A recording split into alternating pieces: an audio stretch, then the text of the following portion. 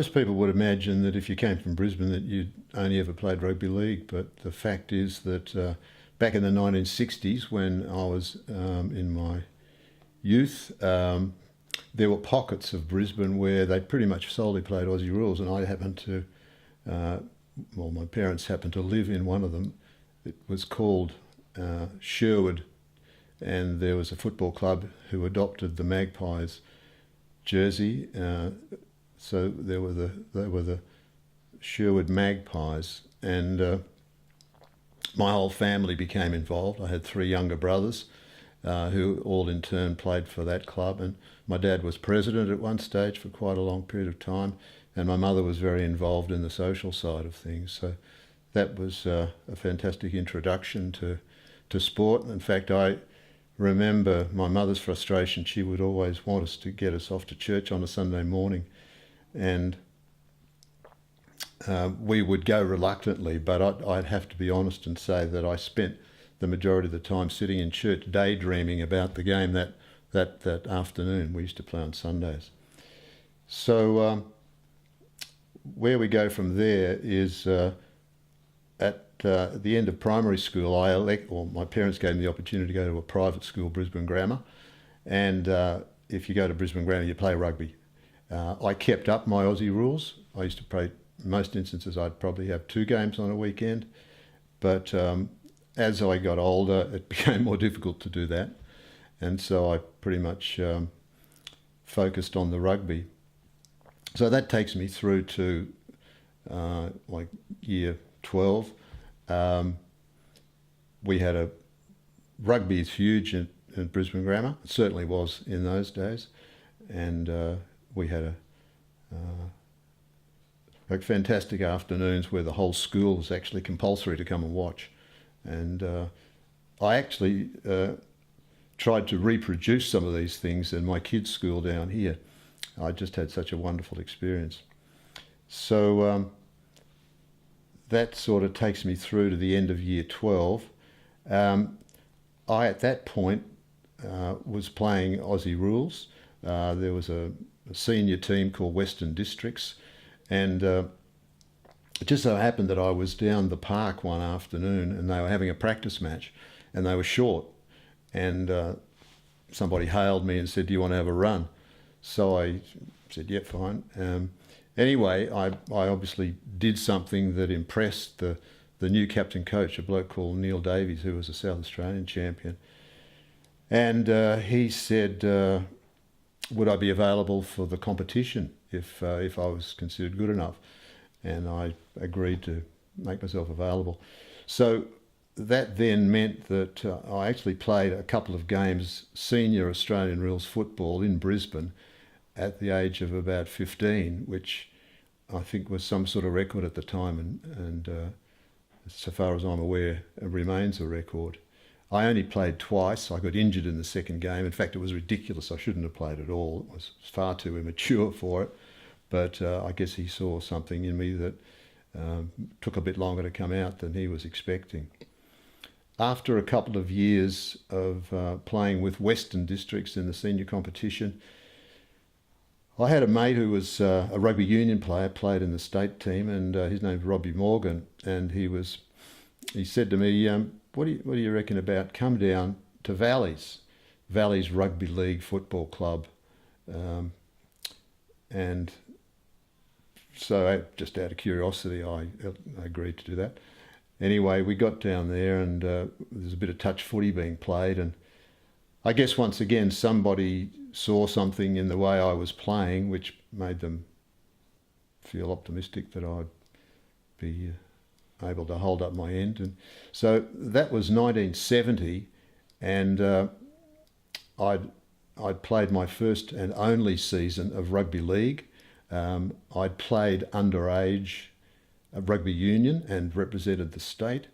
But then with Robbie Morgan, we went down to Valley's Rugby League Football Club. And that was, in some ways, probably the most successful year I've ever had in terms of the team's achievements. It's been regarded as probably one of the great grand finals of all times. You can see it on YouTube, Brisbane Rugby League 1970, where Valleys, the team I played for, played their arch enemies, North, and it was 8-8 at full time. We had to play extra time, which was exhausting. Anyway, at the end of that season, my parents, or go back a bit, during that season, my parents had actually been transferred to Melbourne, my father in his job with B.F. Goodrich Tyre Company. So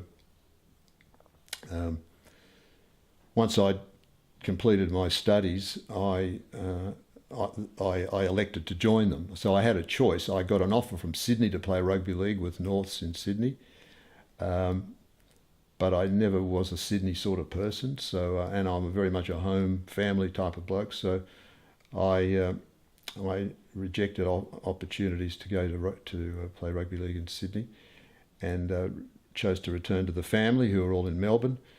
And through a mutual contact, it was arranged that I have some practice matches. I had a couple with Hawthorn. I worked in the National Bank, which was a necessary precondition to playing down here. You only got a clearance if you moved in your job. And I worked in the National Bank, and Peter Hudson was at the same time working in the National Bank, and he arranged for me to play in a couple of Hawthorn practice matches.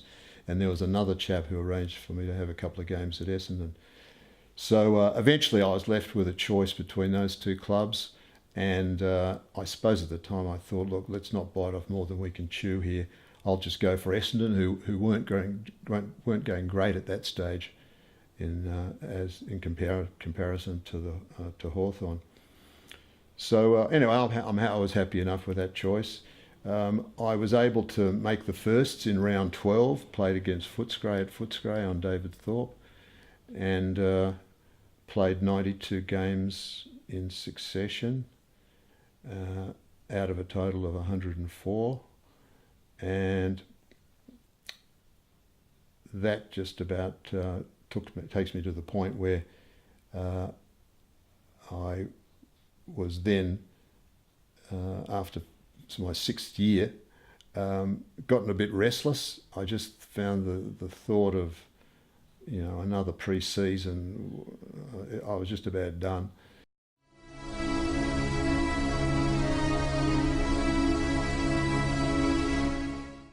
In the 5th year of my time at Essendon, I got a request to come and have a meeting, and I was informed that it would be unlikely that I'd be able to keep my place in the team from then on, which I accept as their call on the matter, despite my proud record, or what I thought was a proud record. There was somebody from, I think, Carlton, a rover that they wanted, and so they did a bit of a three-way switch. I was actually quite happy about it, because I didn't live in Essendon. It was a lot of travel involved, and I was really happy to be somewhere a bit closer to home.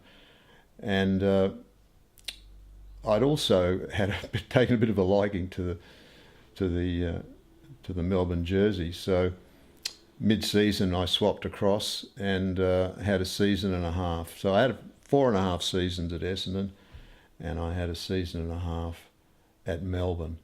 And we played, at Essendon, we played finals in 72 and 73. We didn't get far. In fact, we were quite disappointing. The year at Melbourne, I mean, not that finals were everything, but the year at Melbourne, we were that close to making what was then the 5. There were 12 teams.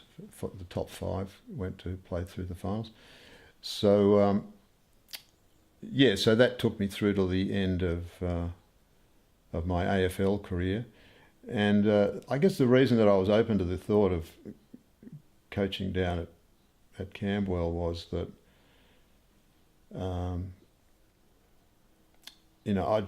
I just felt that I'd gone about as far as I could. I also felt that I'd like to leave when I'm ready to leave, rather than on their timing. And so I was open-minded when I was approached on the basis that my 2 brothers, Tony and Bruce, were playing at Camberwell, and I was whether or not I'd be interested in joining them as captain coach. And so at the time it seemed like something different, and I was up for it.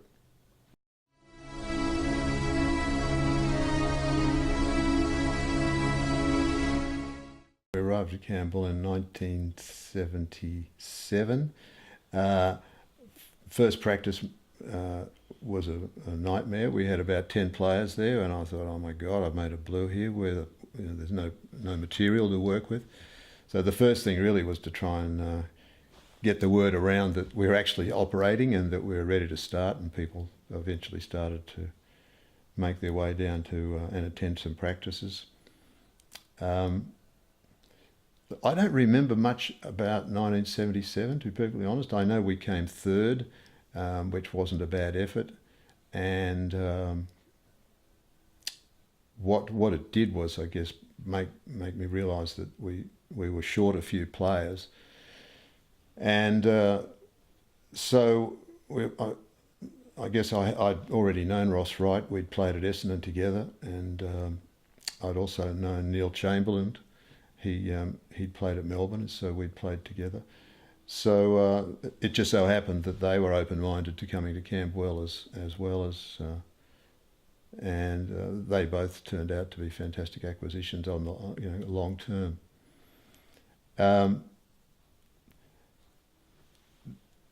There's always a bit of grief, or pretty much always a bit of grief, at the end of a coach's association with a football club. And there's no difference when it came to Camberwell. At the end of, we played in the grand final, of course, in 1978, which is much documented, was a great disappointment to us all. But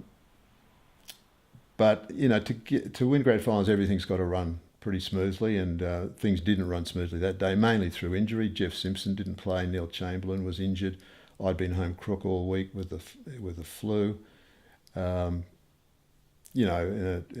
16 aside, you can't afford to have that many people below par.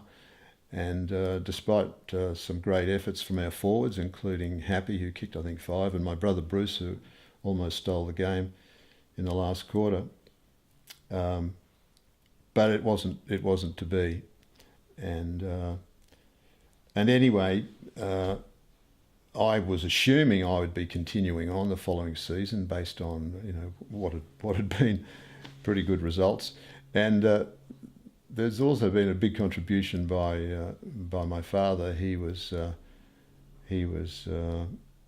CEO of an American corporation, and he arranged for sponsorships and helped out in the financial side of things. So it was really a great year, other than for the end.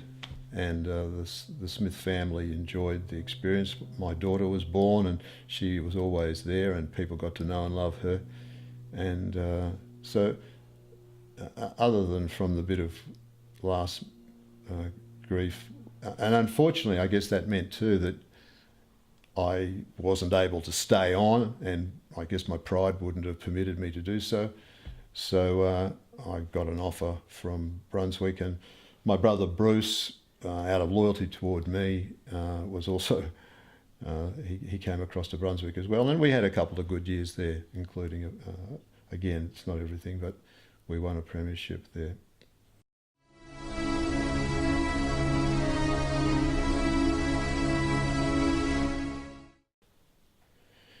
Yeah, one interesting sidelight of that game was that I made mention of the fact that I had the flu that week, and I stupidly stayed home every day. So naturally, my American boss, a fella called Dick Pugsley, actually, an American, no interest in Aussie rules. He approached me the morning after the grand final, and I was already feeling pretty unhappy. He approached me the morning after the grand final and wanted to know how come I was too sick to go to work, but I managed to get to this football game. I had a bit of trouble explaining that, well, how could you possibly rationalise it? What I should have done is at least somehow got myself to the office on the Friday to put in an appearance. And anyway, I wasn't, my job wasn't on the line, but that was just the bitter end. I was glad when 78 season was over.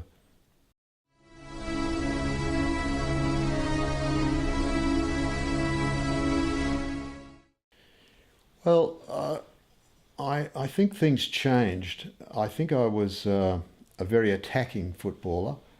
When I was in Brisbane, particularly playing rugby league, I played outside centre, which is an attacking position.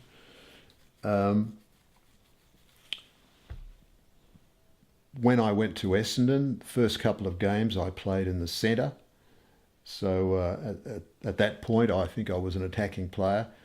But Essendon didn't want an attacking halfback. Essendon wanted a dour defending halfback. And the coaches at Essendon at that time were Des Tuddenham and another bloke called Bobby Syme. And I remember very clearly a succession of messages coming out via the runner accusing me of kick chasing, which to them was a crime. I thought that's what we were out there for, but their first priority was they wanted a halfback who curtailed their opponent, and maybe once you'd done a good job at that, you could go off and have a kick. The other side of it was too that one of Essendon all-time greats, Barry Davis, was playing on the other halfback, and another all-time great, Jeff Pryor, was playing centre halfback. So they were sort of given the easy opponents because they were wanting to free them up so that they could rebound, and I was sort of left to do some of the dirty work. So I think my water is attacking, but you do whatever you got to do to get a game in the AFL, and I was always in a situation where I couldn't afford to be choosy.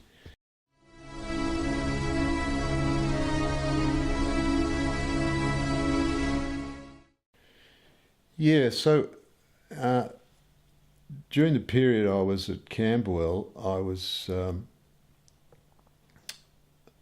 wasn't experimentation so much, but rather just wanting to illustrate and where people were interested, show them some techniques they could use to better prepare themselves mentally. And these were things that I had found very useful. And I mentioned, and I particularly wanted to get them interested, and I invited a fellow called Lee Saxon to the club to give a talk and a demonstration. And Lee Saxon was really the first person who got involved in sports psychology in the AFL. That was down with Barassi at North Melbourne. And he had been invited down to Essendon one night and to give a talk by, of all people, Des Tuddenham, who's probably not that psychologically minded, really. So during the process of this talk, Lee Saxon asked, would anybody be interested in being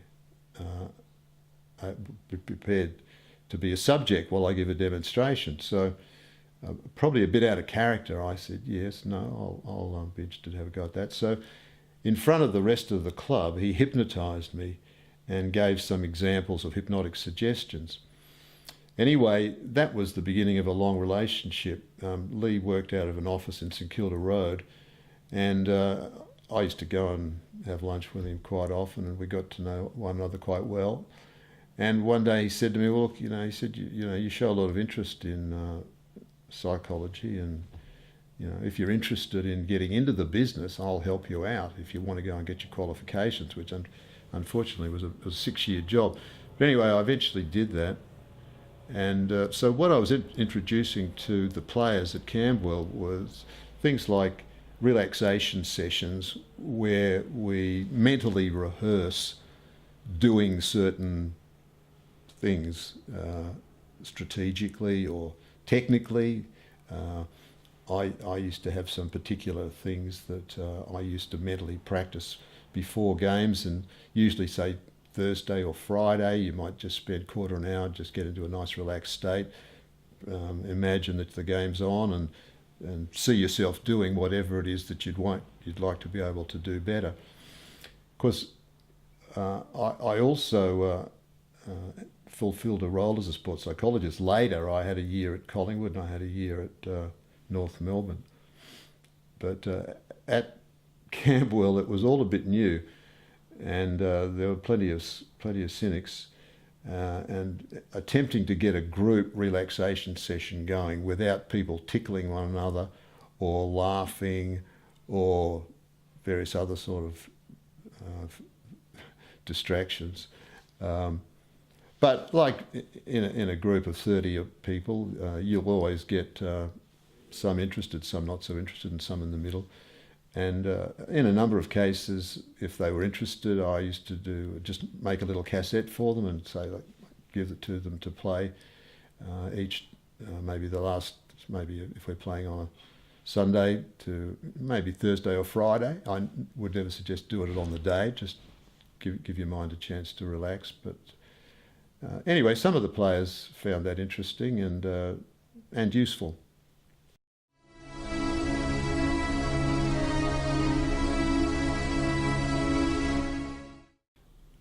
Put it this way,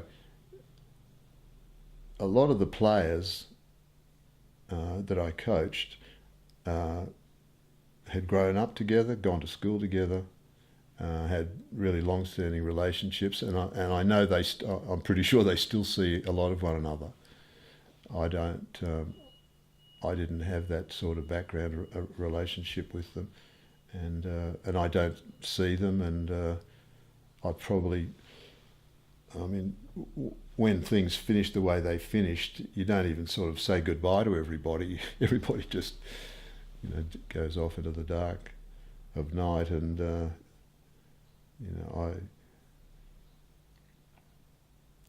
So I think the disappointment of '78 was more disappointing for the people who'd been there a long time. I was certainly disappointed, but just more from the point of view that you put in a lot of effort and you get to the grand final, you want to win. But I don't think it meant as much to me as it. Just listening to some of the material that you've gathered, some of them had been there, played 100 games there, and had a long-standing association with the place. I enjoyed it. There were some lovely people.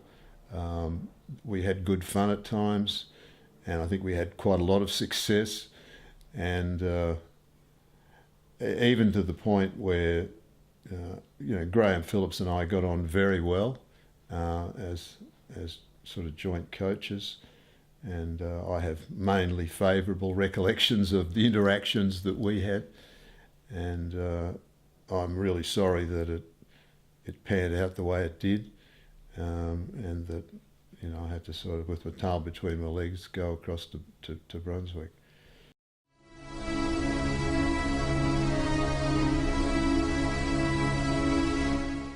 I mentioned my run-in with the American executive after the grand final.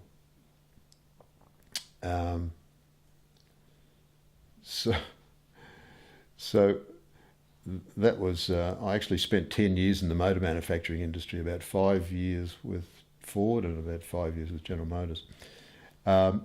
Anyway, not long after the events at Camberwell, I took up the offer of Lee Saxon to re-educate, which was a big project to take on. We had a child, Monique, and my wife had a few health problems at the time, but she was very supportive, and so first year I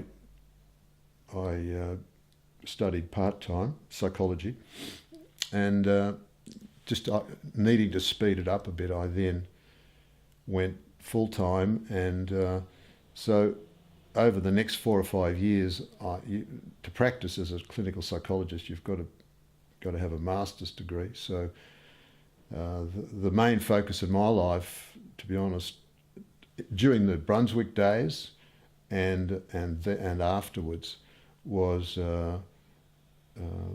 learning to be able to practice as a clinical psychologist. And my friend Lee Saxon was true to his word and gave me a fantastic leg up to get going, and that's then became a 25-year career, which, as I said, I've just pretty much reduced, not quite retirement, but a bit closer to it, just in recent months. You've given your heart to get here and your soul to get it right. You can take 'em boots and all, but it's sure gonna take a fight.